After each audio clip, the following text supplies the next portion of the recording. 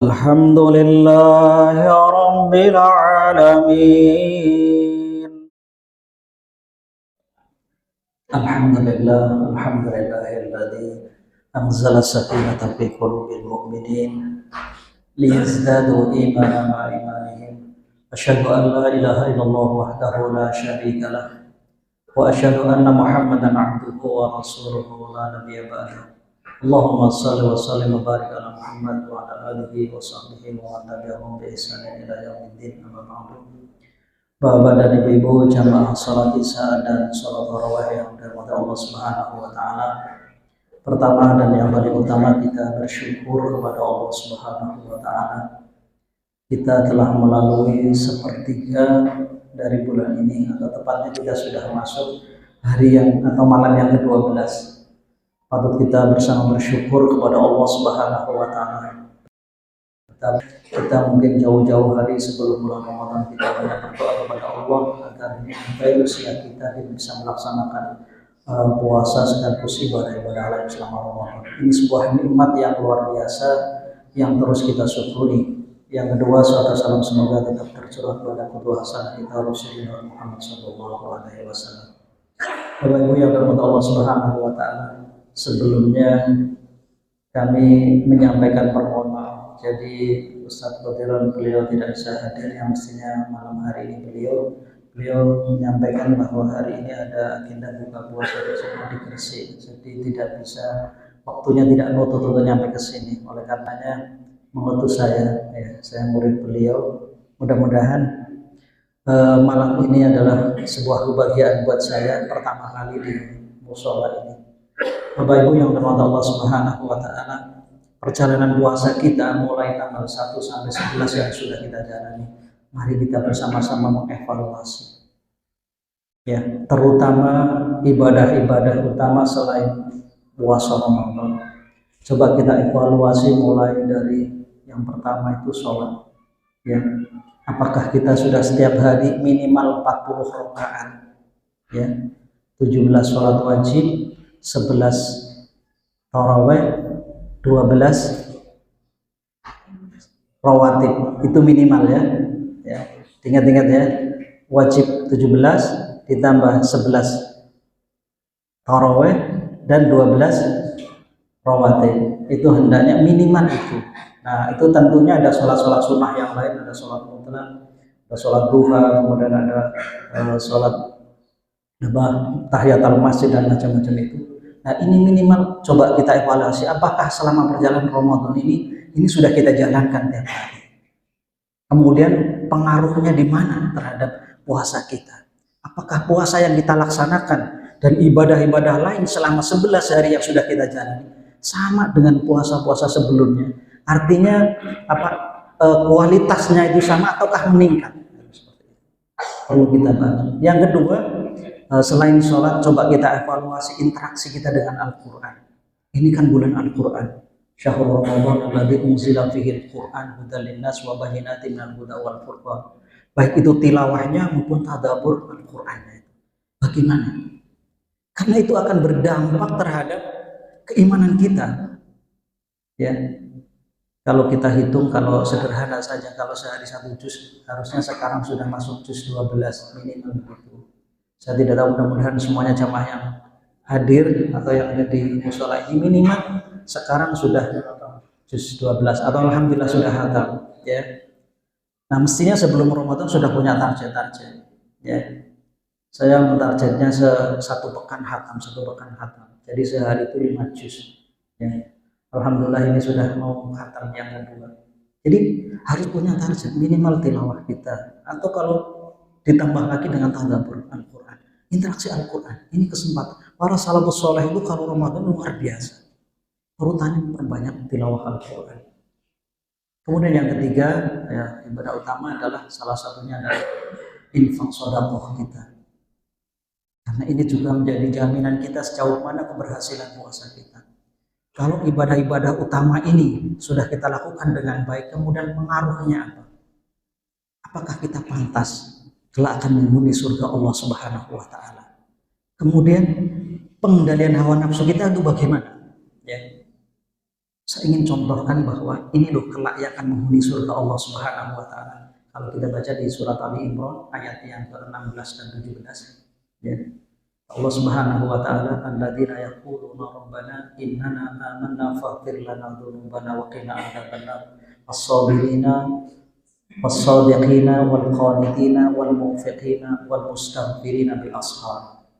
Jadi orang-orang yang kelak akan menghuni surga Allah Subhanahu wa taala adalah orang-orang yang senantiasa yaquluna rabbana, senantiasa mengharap, berdoa kepada Allah Subhanahu wa taala, memohon kepada Allah Subhanahu wa taala, Rabbana ya Rabb kami, innana amanna, sesungguhnya kami beriman. Apa yang pertama? Faghfir lana dzunubana. Minta ampun kepada Allah Subhanahu wa taala, istighfar kepada Allah Subhanahu wa taala. Yang kedua, waqina adzabannar. Jaga jauhkan dari api neraka. Karena ini, bukankah sukses hidup kita itu kalau kita kelak menghadap Allah Subhanahu wa taala menjadi penghuni surga Allah Subhanahu wa taala? Bukankah itu? Ya. Karena itu. Jadi ini kesempatan di Ramadan ini, ya, tidak melihat dia kaya, miskin, punya jabatan atau tidak, punya kesempatan yang sama meraih kemuliaan di sisi Allah Subhanahu wa taala, menjadi orang yang bertakwa. Nah, maka hendaknya puasa yang sudah kita lakukan itu mendidik kita, ya. Kita renungkan betul-betul itu menjadi orang-orang yang as-sabirina was-sadiqina wal qanitina wal munfiqina wal mustaghfirina bil ashar. Ya. Menjadi orang-orang yang sabar. Coba kita perhatikan, apakah puasa kita sudah menjadikan kita lebih sabar? Ataukah tidak punya pengaruh terhadap kesabaran kita? Wasadiqina, mampukah puasa yang sudah kita kerjakan menjadi hamba-hamba Allah yang berusaha untuk jujur, untuk benar? Wal qanitina, puasa juga mengajarkan agar kita berusaha menjadi hamba-hamba yang taat. Wal munfiqina, puasa mengajarkan kita akan menjadi orang-orang yang gemar bersedekah, orang-orang yang senantiasa. Wal mustaghfirina, puasa itu menjadikan orang itu orang senantiasa bangun di sepertiga malam terakhir, mustaghfirin, senantiasa beristighfar kepada Allah Subhanahu wa taala bil ashar, di waktu sahur. Nah, kalau kita rutinitas kita lakukan yang ingin dibentuk oleh Allah Subhanahu wa taala, inilah sifat atau indikator orang-orang yang akan menghuni surga Allah Subhanahu wa taala, yang kemudian Allah tegaskan di ayat yang ke-15-nya. Ya. Qul a'unabbi'ukum bi khairin min dzalikum lil ladzina taqaw inda rabbihim jannatun tajri min tahtihal anharu khalidina fiha wa azwajun mutahharah wa ridwanun minallah wallahu basirun bil ibad. Katakanlah, a'unabbi'ukum, maukah aku tunjukkan, atau maukah aku beritahu, bi khairin min dzalikum, yang lebih baik dari dunia seisinya. Kenapa saya katakan dunia seisinya? Karena ini terkait dengan ayat yang ke-14 di surat Al-Imran. Ya, kecenderungan manusia. Lilladzina taqaw, bagi orang-orang yang bertakwa. Ingat, puasa, ya, dalam rangka kita mencapai derajat takwa kepada Allah Subhanahu wa taala. Ya. Bagi orang-orang yang bertakwa itu Allah sediakan surga.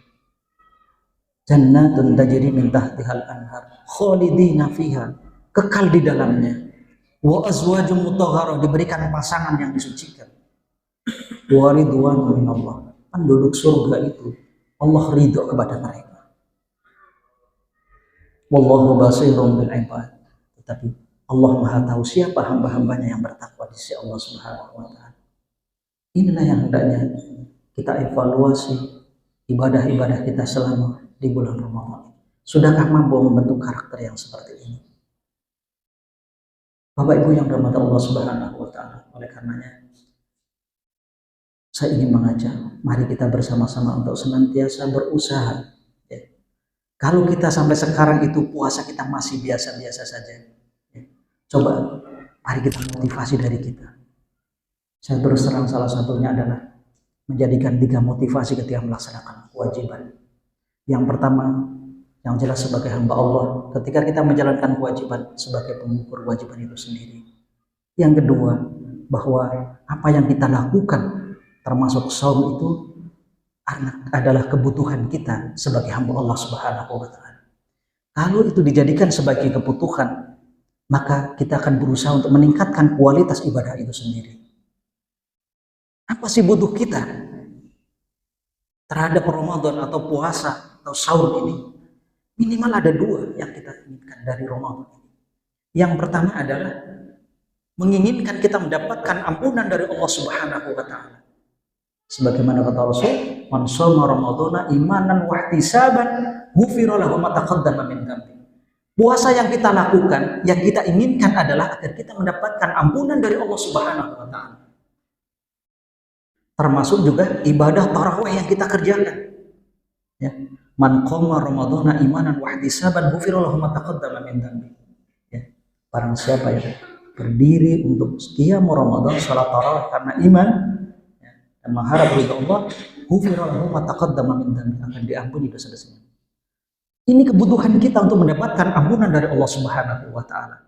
Kebutuhan yang kedua kita sebagai hamba Allah Subhanahu wa taala, kita ingin menggapai derajat takwa di sisi Allah Subhanahu wa taala. Kalau kita menginginkan menjadi hamba-hamba yang bertakwa kepada Allah Subhanahu wa taala, maka bersungguh-sungguhlah menjalankan Ramadan itu. Jadi dua, menggugurkan kewajiban, kemudian jadikan sebuah kebutuhan kita sebagai hamba Allah Subhanahu wa taala. Dan yang ketiga, untuk lebih memotivasi lagi bahwa ketika kita menjalankan kewajiban itu, bentuk mahabbah kita kepada Allah Subhanahu wa taala. Qul in kuntum tuhibbunallaha fattabi'uni yuhibbukumullah wa yaghfir lakum dzunubakum. Wallahu ghafurur rahim. Qul atii'ullaha wa rasul fa in tawallaw fa innallaha la yuhibbul kafirin. Surat Ali Imran ayat yang ke-31 32. Katakan, jika engkau mencintai Allah, fattabi'uni, maka ikuti aku. Siapa? Rasulullah sallallahu alaihi wasallam. Ibadah-ibadah yang kita lakukan hendaknya ittiba kepada Rasul sallallahu alaihi wasallam. Dengan seperti ini, maka kemudian kata Allah, yuhibbukumullah, niscaya Allah akan mencintai. Wa yaghfir lakum dzunubakum, Allah memberikan jaminan ampunan dari Allah Subhanahu. Wallahu ghafurur rahim, dan Allah Maha Pengampun lagi Maha Penyayang. Qul atii'ullaha wa rasul, taatlah kepada Allah dan Rasul. Jika engkau berpaling dari ketaatan kepada Allah dan Rasul, sesungguhnya Allah tidak suka terhadap orang-orang yang ingkar atau orang-orang kafir. Inilah bentuk dari mahabbah kita kepada Allah Subhanahu wa taala. Ketika kita melakukan ibadah kewajiban kita karena mahabbah kepada Allah Subhanahu wa taala, karena cintanya kepada Allah Subhanahu wa taala, maka akan tumbuh pengorbanan. Kita akan bersungguh-sungguh melaksanakan. Ya. Sekali lagi ini motivasi buat kita bersama. Mari ketika kita menjalankan kewajiban sebagai pengukur kewajiban atau kewajiban itu sendiri, yang kedua sebagai kebutuhan, dan yang ketiga sebagai mahabbah, insya Allah kita akan bisa menikmati ibadah itu sendiri. Ya. Oleh karenanya mari coba tumbuhkan pada dari diri kita. Maka ketika kita menjalankan kewajiban itu harus ada motivasi dari dirinya. Apa yang bisa membuat kita termotivasi dengan ibadah itu sendiri? Contoh misalnya, ketika saya berusaha untuk menghatamkan Al-Quran, ya, salah satu motivasinya adalah, ya Allah, jikalau engkau cabut nyawaku, maka mudah-mudahan setelah membaca Al-Quran atau sedang membaca Al-Quran, sehingga kita akan berusaha menikmati. Memang berat untuk menghatamkan Al-Quran, tapi tentunya banyak metode-metode yang bisa menjadikan kita lebih mudah untuk atau membaca Al-Quran. Ya. Jadi bisa dengan setiap habis sholat kita selipkan waktu 10-2 menit. Yang penting ada komitmen untuk membaca Al-Quran, insya Allah. Kalau untuk sehari 1 juz itu insya Allah. Ya. Saya kan orang sibuk, saya kan banyak ini dan itu. Sekali lagi, bisa. Allah memberikan beban itu tidak orang yang sedang pelihara, tapi orang yang sibuk. maka luangkan dan kemudian komitmen dengan waktu yang disempatkan itu, insya Allah.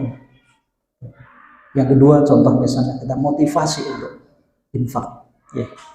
Ingat, ya, jangan sampai kemudian menjelang ajal baru kita sadar, ya. Wa anfiqu mimma razaqnakum min qabli an ya'tiya ahadakumul maut fayaqula rabbi laula akhartani ila ajalin qarib fa asaddaq wa akum minas sholihin. Ya, surat Al-Munafiqun ayat yang ke-10. Jadi orang-orang yang hendak dicabut nyawanya ketika malaikatul maut datang, apa kata orang-orang yang hendak dicabut itu? Fayaqula rabbi, mereka berkata, ya Rabb, laula akhartani ila ajalin qarib, diundur sebentar saja mati kan. Fa asaddaqu, saya akan bersedekah. Ini permintaan orang yang hendak meninggal. Wa akum minas sholihin, dan aku termasuk orang-orang yang saleh. Maka mari mulai sekarang kita berusaha bisa berinfak. Ya, bagaimana caranya agar mudah berinfak? Ya, saya sudah mempraktekkan, ya, termasuk di tempat saya sana itu. Jadi, andai kata setiap rumah muslim ada kotak-kotak infak di rumah, kemudian sisihkan tiap pagi sebelum subuh, karena itu ada hadisnya. Jadi setiap pagi itu setiap orang akan didatangi dua malaikat. Malaikat yang pertama, Allahumma a'ti munfiqan khalafan, ya Allah, gantilah orang-orang yang berinfak di hari ini. Kemudian malaikat satunya, Allahumma a'ti mumsikan talafan, ya Allah, binasakan orang-orang yang tidak berinfak. Ini hadis sahih. Berusaha untuk tiap pagi kita, ya. Kalau di setiap rumah kita ada kotak-kotak infak, insya Allah tiap pagi kita isi, bisa 2.000, bisa 5.000 tiap pagi, insya Allah kita tidak terasa untuk berinfak, ya. Kemudian bisa untuk memakmurkan masjid ini, insya Allah akan sangat luar biasa hasilnya. Andai kata setiap rumah muslim itu ada, dan hasilnya luar biasa. Kalau setiap bulan ditarik 100.000 mungkin berat, tapi kalau setiap sehari ngasih 5.000, 3.000 di kotak itu, insya Allah 1 bulan rata-rata di atas 90.000 per orang atau per keluarga. Nah, ini bagaimana agar kita tumbuh rasa sosial dan sekaligus gemar untuk berinfak. Mudah-mudahan ini sedikit yang saya sampaikan dan bisa motivasi terutama saya dan para jamaah. Ayo, mumpung masih punya kesempatan, sekali lagi bisa jadi Ramadan ini adalah Ramadan kita terakhir di sisi Allah Subhanahu wa Ta'ala. Maka optimalkan betul hari-hari terakhir ini untuk lebih mendekat kepada Allah Subhanahu wa Ta'ala, banyak berdoa kepada Allah Subhanahu wa Ta'ala. Demikian para lebihnya, mohon maaf. Aku qouli hadza wa astaghfirullah. Assalamualaikum warahmatullahi wabarakatuh.